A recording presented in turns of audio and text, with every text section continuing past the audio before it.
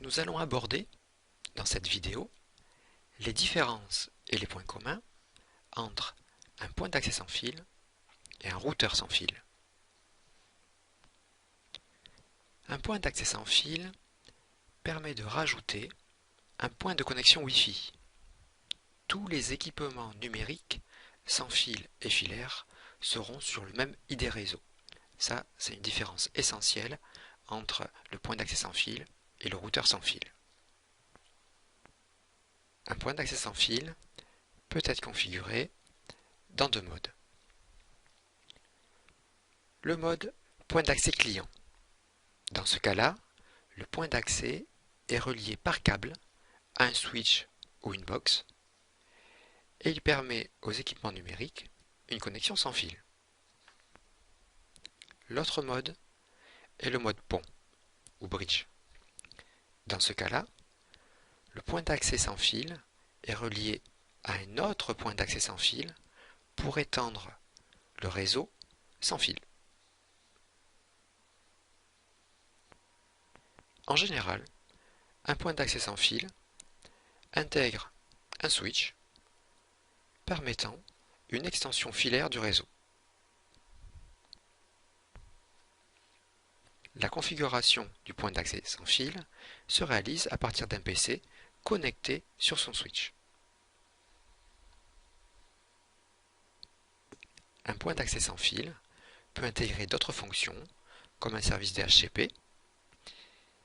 Veillez à désactiver cette fonction s'il y a déjà un serveur DHCP sur votre réseau. Il ne doit y avoir qu'un seul serveur DHCP sur votre réseau. En résumé, un point d'accès sans fil sert à étendre un réseau sans fil grâce au Wi-Fi et aussi en filaire grâce à son switch. Il peut intégrer d'autres fonctions qu'il faudra activer ou désactiver suivant les besoins, DHCP, pare-feu, etc. Mais dans tous les cas, tous les équipements numériques seront sur le même adressage IP. Ça, c'est très important. Un routeur sans fil est avant tout un routeur. Il permet d'étendre une connexion Internet sur un autre adressage réseau grâce à une liaison sans fil ou filaire car il intègre aussi un switch. C'est une passerelle qui va faire passer un flux réseau vers un autre flux réseau. Un routeur sans fil intègre un service de routage, un point d'accès sans fil et un switch, ainsi que d'autres services comme lui aussi le DHCP, un pare-feu, etc. Sur tous les points d'accès sans fil, vous connecterez le port WAN vers une connexion Internet, c'est-à-dire directement sur la box ou sur un switch sur lequel est connectée la box. Le composant interne au Wi-Fi permet la connexion des équipements sans fil. Les ports réunis sur une même couleur représentent un switch sur l'autre ID réseau, côté LAN. Il permet une extension filaire du réseau.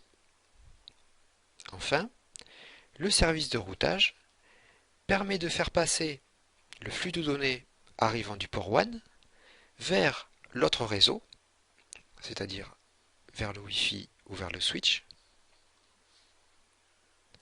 En fait, le routeur sert de passerelle entre le trafic Internet du port WAN et le trafic du Wi-Fi et du LAN. Tout en rajoutant une connexion sans fil, le routeur sans fil va permettre l'interconnexion de deux ID réseaux différents. Celui du côté de votre box, arrivée d'Internet, et celui que vous aurez défini sur le côté LAN de votre routeur. Puisque les fonctions du routeur sans fil sont indépendantes, vous pouvez l'utiliser comme un simple point d'accès sans fil. Il suffit de ne pas utiliser et de ne pas configurer le port WAN, utiliser simplement le switch est la fonction sans fil du routeur. En résumé, un point d'accès sans fil permet d'étendre en Wi-Fi un réseau avec des équipements qui sont tous sur le même idée réseau.